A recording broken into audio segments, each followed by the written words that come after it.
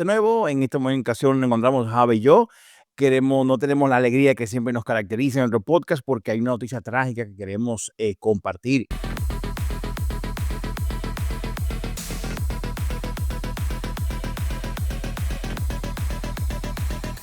Huellas en la montaña, el podcast con Jordi Toms y Javier.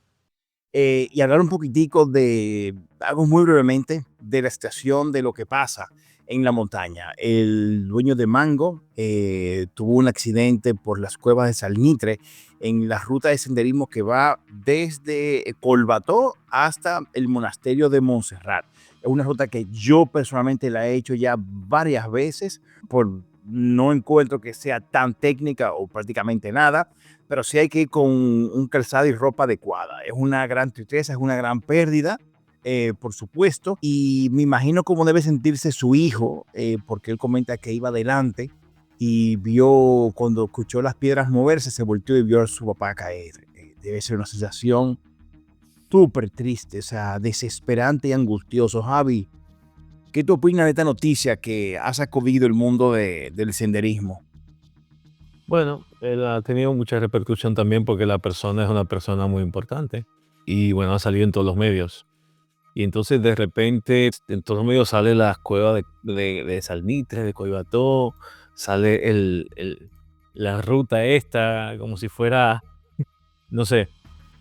La verdad es que la ruta es una ruta muy normal, muy transitada. Van muchos senderistas, o sea, es muy popular, digamos. Y es una ruta que va desde el parking. Ellos se aparcaron en Coibató. Uno de Coibató va hasta un parking que está justo debajo de las cuevas de Salnitre. Así es. Uno sube unas escaleras y luego llega hasta la cueva y luego continúa el camino. Y ese camino llega hasta el monasterio. Sí, que fue lo que hicieron. Y entonces ellos hicieron como la ida y la vuelta. Y el accidente pasó ya en la vuelta, cuando volvían al coche. Ah, fue en la vuelta. Sí, fue en la vuelta. Yo estaba buscando información. Y ya, o sea, ya les quedaba, por eso dicen cueva de Salnitre, porque fue ya llegando, fue en las cuevas. Fue aquí. Sí, es cierto, de la cueva al parking está ahí mismo, ya está bien cerquita.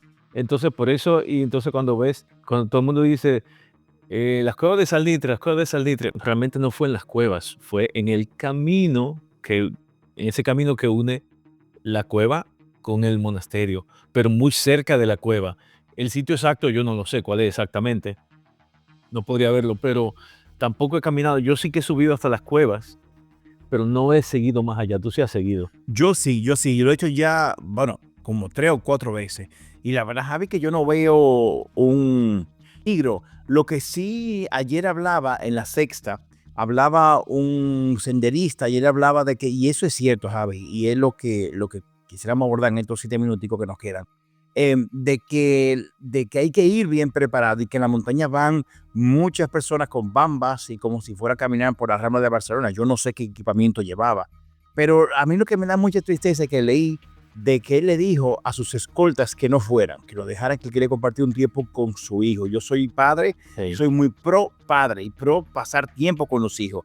Y siempre he criticado mucho en el caso, por ejemplo, de República Dominicana, donde la gente anda con la escolta, el chofer, la que trabaja en la casa y no dedica tiempo a sus hijos.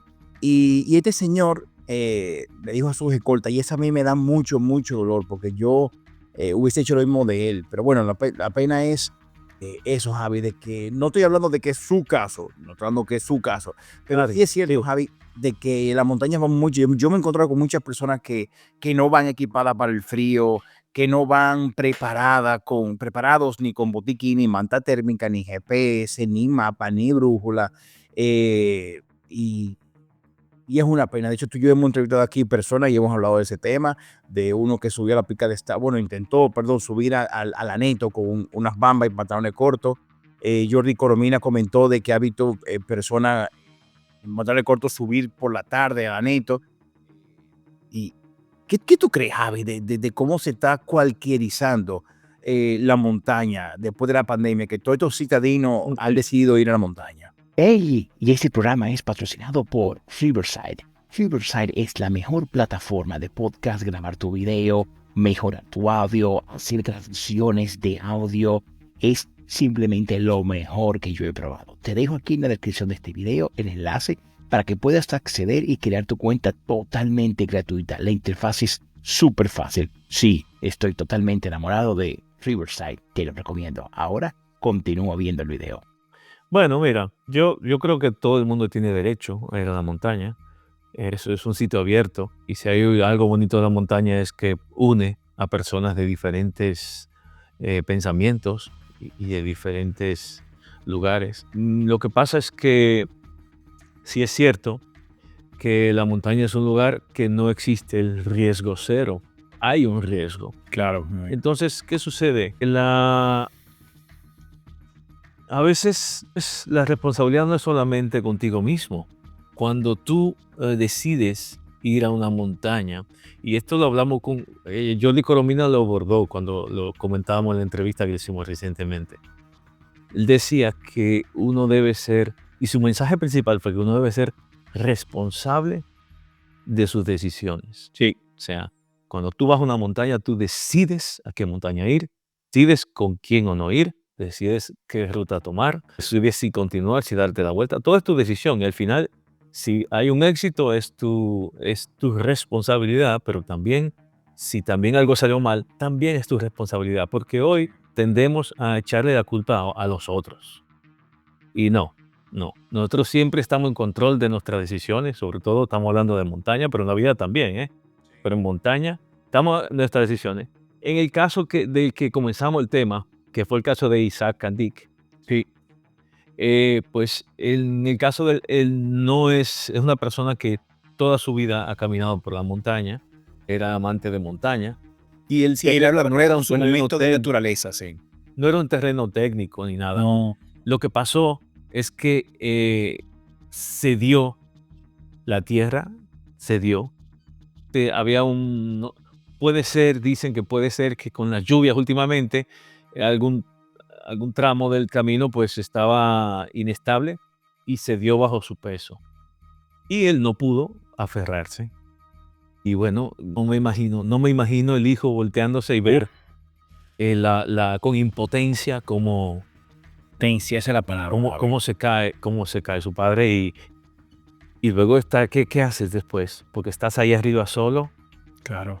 No puedes hacer nada. Intenta llamar al 112. Esto es muy terrible. Sí, es muy angustioso, Javi. Yo imagino que ese último momento de ver, no.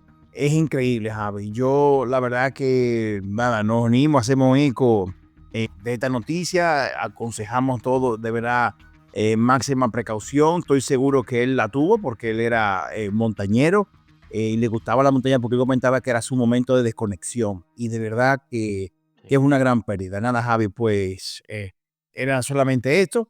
Nos vemos. Y un llamado a esto, a que la montaña no es porque es por seguridad. Claro. Por seguridad por las personas, por seguridad por los otros. Cuando tú vas a una montaña y tú no estás preparado, tú también estás poniendo en riesgo a todos los de tu equipo.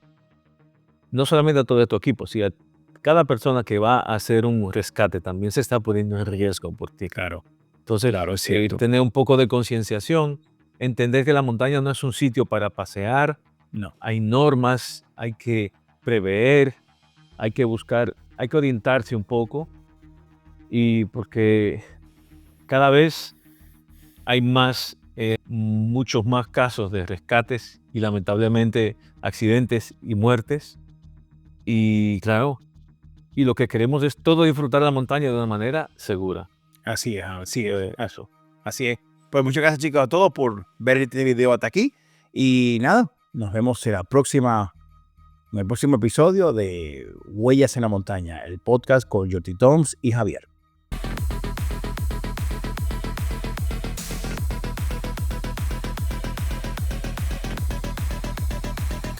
Huellas en la Montaña, el podcast con Jordi Toms y Javier.